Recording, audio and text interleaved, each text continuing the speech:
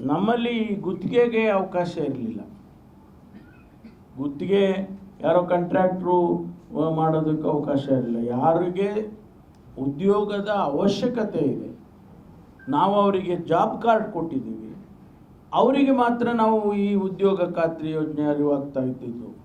ಈಗ ಉದ್ಯೋಗ ಇವರು ಯಾರು ಗುತ್ತಿಗೆದಾರರು ಅವರು ಕೂಡ ಇದರಲ್ಲಿ ಭಾಗವಹಿಸ್ತಕ್ಕಂಥ ರೀತಿಯಲ್ಲಿ ಮಾಡಿದ್ದಾರೆ. ಒಂದು ರೀತಿಯಲ್ಲಿ ಕಾರ್ಪೊರೇಟ್ ಕಂಪನಿಗಳಿಗೆ, ಈಗೆಲ್ಲ ಕಾರ್ಪೊರೇಟ್ ಕಂಪನಿಗಳು ಅಗ್ರಿಕಲ್ಚರಿಗೆ ಬಂದುಬಿಟ್ಟಿದ್ದಾರೆ. ಸಾವಿರ ಎಕರೆ ಎಲ್ಲ ಕೊಂಡ್ಕೊಳ್ಳೋದು, ಅಗ್ರಿಕಲ್ಚರ್ ಮಾಡೋದು, ಆ ಥರದ್ದು ಇವರೇ ಅಲೋ ಮಾಡಿದ್ದಾರೆ. ಅವರಿಗೆ ಅನುಕೂಲ ಆಗುತ್ತೆ.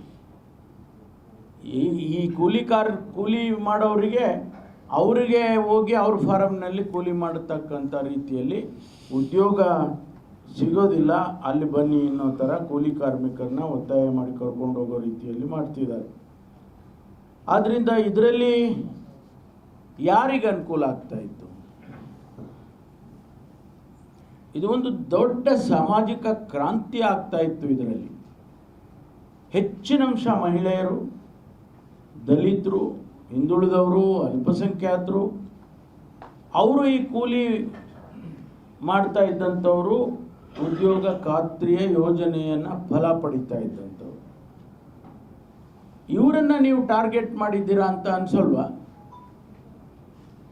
ಯಾರು ಈ ದೇಶದಲ್ಲಿ ಬಡವರಿದ್ದಾರೆ, ಯಾರು ಈ ದೇಶದಲ್ಲಿ ಶೋಷಣೆಗೆ ಒಳಗಾಗಿದ್ದಾರೆ, ಅವರನ್ನು ನೀವು ಟಾರ್ಗೆಟ್ ಮಾಡಿದ್ದೀರಾ. ಅಂದರೆ ಯಾರೂ ಕೂಡ ಆರ್ಥಿಕವಾಗಿ, ಸಾಮಾಜಿಕವಾಗಿ, ಶೈಕ್ಷಣಿಕವಾಗಿ ಯಾರ ಮೇಲೆ ಬರಬಾರ್ದು.